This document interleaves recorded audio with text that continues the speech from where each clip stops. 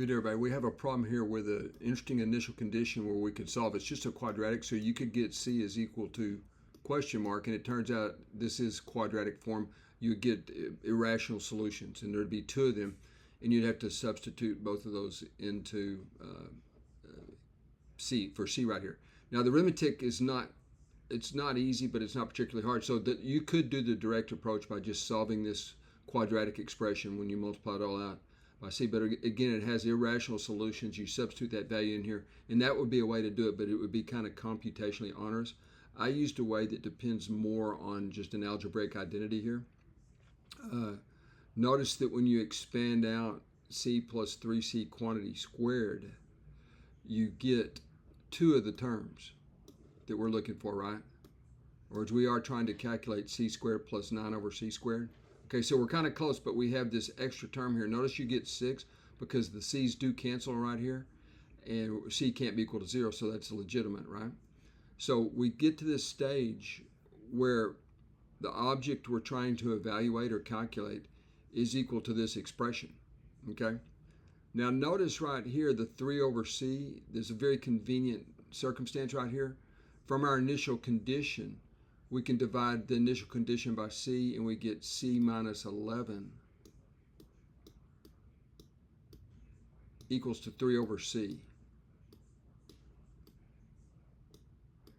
Okay, that's a linear term. So you see right here how 3C got replaced with C minus 11, and you get 2C minus 11 right here. So all of a sudden you have a linear thing that you're trying to square that's related to our answer. All right. So again, remember that this object right here is equal to our answer. So we get to this stage right here after you expand this and simplify. And there's some more simplification that can take place right here. This is equal to, you can factor out a 4C is the best you can do, right? 4C. So you have 4C. Okay, and then times C, right, minus 11C.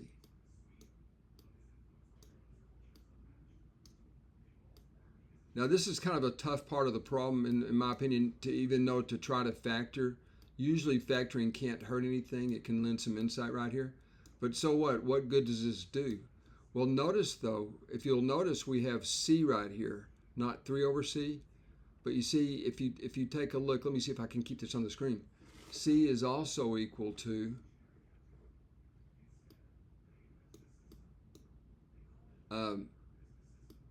3 over C minus 11, which is actually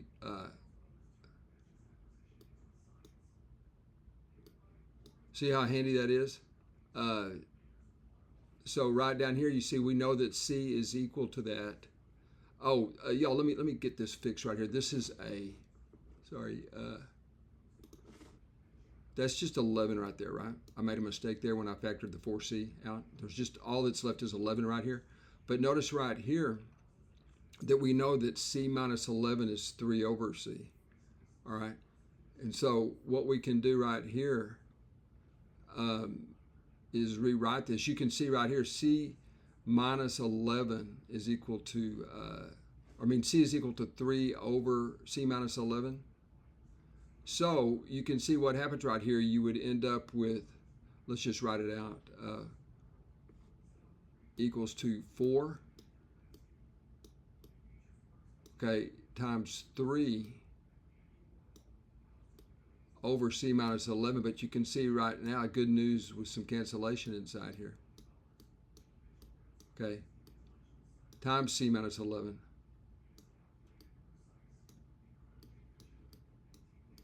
plus 115 plus 115. But you see good news here, folks, because the C minus 11s, I keep leaving stuff out, the C minus 11s cancel, and so you have just 12 left right here, so this would be equal to 127. Okay, let me, this would equal to 12 plus 15, right? Because you see how these C minus 11s conveniently cancel, so you get 12 plus 115.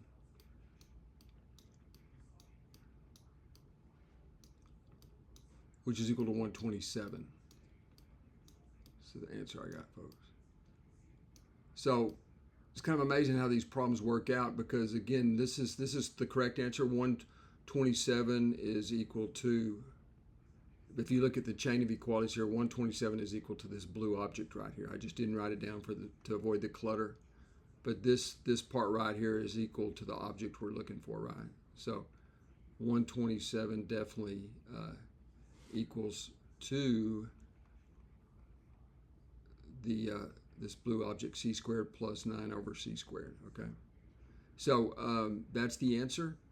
And again, challenge you to go ahead and try to the direct approach here. A lot of us wouldn't think of doing this algebra. They would just try to solve for c.